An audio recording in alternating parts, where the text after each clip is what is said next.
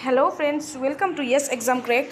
आज की इस वीडियो में आप लोगों को बताऊंगी जो national fellowship for SC candidates के लिए होता है, यानी कि एनएफएससी कैंडिडेट्स का 2023-24 का गाइडलाइंस क्या रहने वाला है। तो यहाँ पे आप लोग देख सकते हैं, ये जो गाइडलाइंस दिया गया है ये इफ़ेक्टिव फ्रॉम 25/11/2021 से है, यानी कि ये वाला जो नोटिफिकेशन है यहाँ पे आप लोग देख सकते हैं, इसका इफ़ेक्टिव यहाँ से 25/11/2021 एंड मॉडिफाइड कब किया है 13/03/2023, यानी कि ये मॉडिफाइड हुआ है 23 में, लेकिन इसका इफ़ेक्टिव ये फेलोशिप का इफ़ेक्ट होगा 2021 से। तो ये फेलोशिप क्या है, आप लोगों को कब मिलेगा, कैसा मिलेगा, एलिजिबिलिटी क्या रहने वाला है, सब कुछ आज इस वीडियो में आप लोगों को बताऊंगी। ये फेलोशिप है एनएफएससी कैंडिडेट्स के लिए, एनएफएससी कैंडिडेट्स के लिए नहीं, एससी कैंडिडेट्स के लिए ये फेलोशिप एनएफएससी दिया जाता है। तो ये एमफिल और पीएचडी परसुइंग कैंडिडेट्स के लिए मेनली प्रायोरिटीज़ दिया जाता है। इस फेलोशिप का ऑब्जेक्टिव्स क्या है? इस फेलोशिप का ऑब्जेक्टिव्स है, अगर कोई कैंडिडेट्स एससी कैटेगरी का है और वो हायर स्टडीज़ कर रहे हैं, जैसे कि एमफिल पीएचडी कर रहे हैं, साइंस हो, ह्यूमैनिटीज़ हो, social science, Indian universities, institutes, college कहीं से भी कर रहे हैं, उन लोगों को ये फेलोशिप मिलेगा। स्कोप ऑफ द फेलोशिप, ये फेलोशिप कितने कैंडिडेट्स को मिलता है? ये बहुत सारा कैंडिडेट्स कन्फ्यूज़ में रहते हैं कि नेट 2 बार होता है, तो 2000 फेलोशिप जो मिलता है वो 2000 मिलता है क्या? बिल्कुल नहीं। 2000 फेलोशिप में से 1500 क्या होगा, 1500 for junior research fellowship for humanities, जैसे कि NTUGC नेट होता है, और बाकी 500 CSA या साइंस वालों का जो नेट होता है CSA या UGC नेट। तो 1500 का जो हाफ होता है वो होता है 750 क्या होता है, एक बार अगर नेट होता है ईयर में तो एक बार नहीं होता, 2 बार होता है। तो एक बार में 750 सीट होता है फॉर UGC नेट, और दूसरा जो दिसंबर में नेट होता है उसमें 750 रहता है, यानी कि जून और दिसंबर मिला के 1500 मिलता है। ये ईयरली बोला है, पर ईयर बोला है। और जो 500 है वो 500 है, वो 250 फॉर जून और 250 फॉर दिसंबर में मिलने वाला है। तो ये है, आप लोगों का कंफ्यूज दूर हो गया कि कितना फेलोशिप आप लोगों को मिलता है। तो आप लोगों को मिनिमम क्वालिफिकेशन है, आप लोगों को नेट स्लेट क्वालिफाइड करना पड़ेगा। पहले क्या था, आज से 5-6 ईयर्स पहले आपका प्रायोरिटी देखा जाता है कि नेट JRF और मास्टर्स का मार्कशीट। ऐसा आजकल ऐसा बिल्कुल नहीं है। आप लोगों को जो नेशनल एलिजिबिलिटी टेस्ट है उसको क्रैक करना है, वो अगर UGC नेट का हो या फिर CSA या UGC नेट का हो, कोई भी हो। और the slots are over and above the number of SC students selected under the normal reservation policy of the governments. तो नॉर्मल रिजर्वेशन पॉलिसी जो होता है उसी हिसाब से दिया जाएगा। और जो इंस्टीट्यूट्स है, आप मान लीजिए कोई भी यूनिवर्सिटी में आप कर रहे हैं या फिर करना चाहते हैं, जैसे भी हो, तो वो यूनिवर्सिटी यहाँ पे देखिए 2F UGC एक्ट 1956 में अंडर में होना चाहिए। और डीम्ड यूनिवर्सिटी का यहाँ पे दिया गया है under section 3 of UGC act.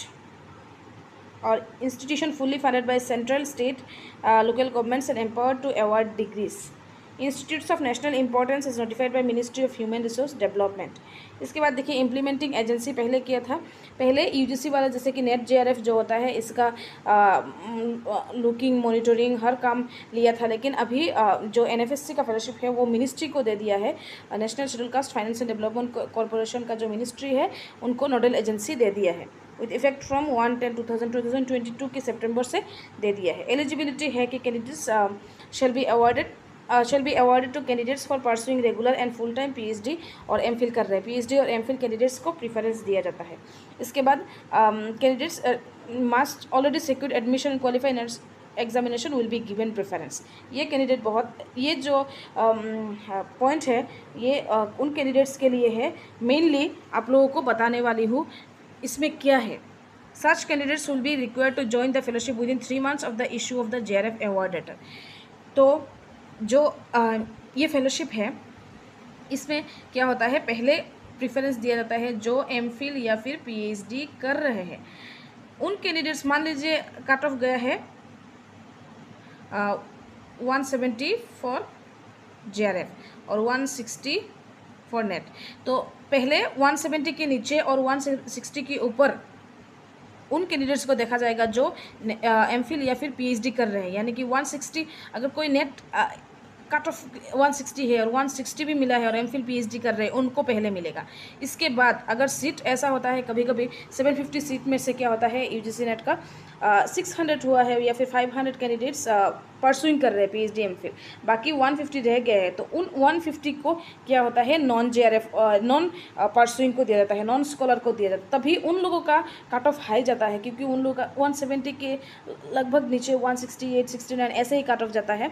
और जो 160 मिला है मान लीजिए, तो 160 का अगर परसुइंग कर रहे हैं तो उन लोगों का परसेंटेज देखा नहीं जाता है, मेनली कितना सीट है। अगर सीट अवेलेबल है तो जितना भी नेट क्वालिफाइड है सबको मिलेगा।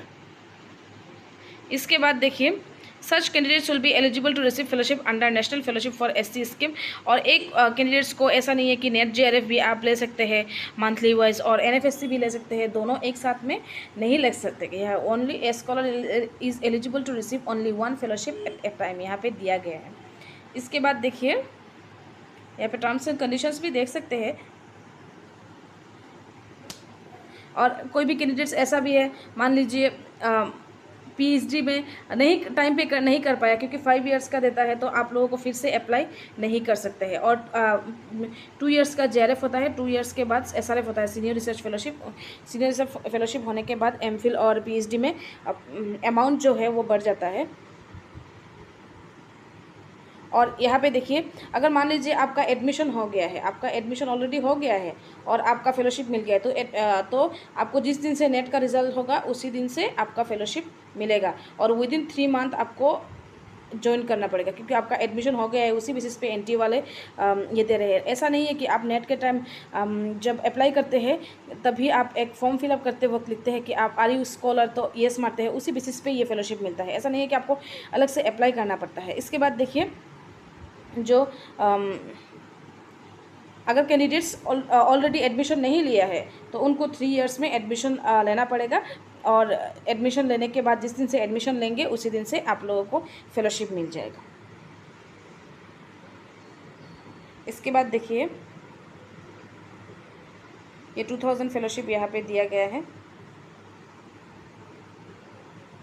कितना फेलोशिप मिलेगा एमफिल में 2 इयर्स मिलता है, तो 2 इयर्स जेआरएफ ही मिलता है, एसआरएफ नहीं मिलता।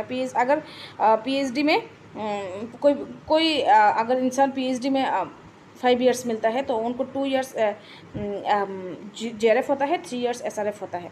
और अगर मान लीजिए कोई एमफिल प्लस पीएचडी कर रहे हैं तो उनको भी 5 इयर्स मिलेगा, 2 इयर्स फॉर जेआरएफ मिलेगा और 3 इयर्स। मान लीजिए कैंडिडेट्स एमफिल में सिर्फ एडमिशन लिया है तो 2 इयर्स उनको जेआरएफ मिलेगा और पीएचडी में एडमिशन लेने का बाद एसआरएफ हो जाएगा और बाकी की 3 इयर्स के बाद खुद फाइनेंस करना पड़ेगा, उन लोगों को नहीं मिलेगा। और ऐसा भी कैंडिडेट्स है जो एमफिल में सिर्फ 6 मंथ जेआरएफ अवेल किया है, इसके बाद 4.5 इयर्स बाद में अवेल कर सकते हैं पीएचडी में। लेकिन लगभग सब मिला के 2 इयर्स जेआरएफ होगा और 3 इयर्स एसआरएफ होगा। और कितना अमाउंट है, ये अमाउंट इंक्रीज़ भी होगा बहुत जल्द, क्योंकि साइंस वालों का इंक्रीज़ ऑलरेडी हो गया है। तो ये फेलोशिप 31,000 जेआरएफ के लिए और एसआरएफ के 35,000, ये 31,000 इंक्रीज़ होकर 37,000 होगा और 35,000 इंक्रीज़ होकर 42,000 होगा। और इसके बाद इसके अलावा कॉन्टिजेंसी भी मिलता है 10,000 पर एनम, यानी कि क्वार्टरली बेसिस पे 2,500 मिलता है। और जो एसआरएफ होता है 20,500 मिलता है। इसके अलावा हाउस रेंट मिलता है जो अभी 9% मिल रहा है, 9%, 18% और 27%, यानी कि सिटी वाइज अगर दिल्ली सिटी का है तो उन लोगों को 27% मिलता है, क्योंकि बहुत कॉस्टली एरिया होता है। जो कॉस्टली एरिया होता है वहाँ पे ज़्यादा मिलता है। और in case of hostel accommodation, तो कोई हॉस्टल में रहता है तो उनको क्या होता है एचआरए नहीं मिलता है, क्योंकि जो हम मंथली कंटिन्यूएशन देते हैं गाइड का, सुपरवाइज़र का, हर किसी का जब हम साइन लेते हैं तभी हम हाउस रेंट पे नहीं ले सकते हैं। तो मेरिट बेसिस पे होगा यूजीसी नेट के एग्ज़ाम के बेसिस पे, और आधार बेस्ड हो गया है अभी ये फेलोशिप, क्योंकि अभी ये फेलोशिप आधार बेस्ड हुआ है। मिनिस्ट्री वाले किया है। अभी जो फेलोशिप ऑलरेडी अप्लाई किया है या फिर नहीं अप्लाई होगा, या फिर ऐसा भी बहुत सारा कैंडिडेट्स है जो 3 इयर्स 4 इयर्स हो गए ये फेलोशिप ले रहे हैं, उनका भी आधार बेस्ड पे ही होगा। और ज्वाइनिंग करने के लिए ये वाला फॉर्म आप लोग देख सकते हैं, national schedule caste finance and development corporation, यहाँ पे देखिए ये वाला फॉर्म है, ये ज्वाइनिंग है। ये आप लोगों का अवार्ड लेटर मिलने के बाद ये जो फॉर्म आप देख रहे हैं यहाँ पे signature of the candidates, signature of the guide supervisor, signature of the head of the department, signature of the institution, ये देख के आप लोगों को ज्वाइन करना है। अगर आपको वीडियो इन्फॉर्मेटिव लगता है तो लाइक शेयर एंड सब्सक्राइब करना ना भूलें, ताकि ऐसे वीडियो की नोटिफिकेशन आपको सबसे पहले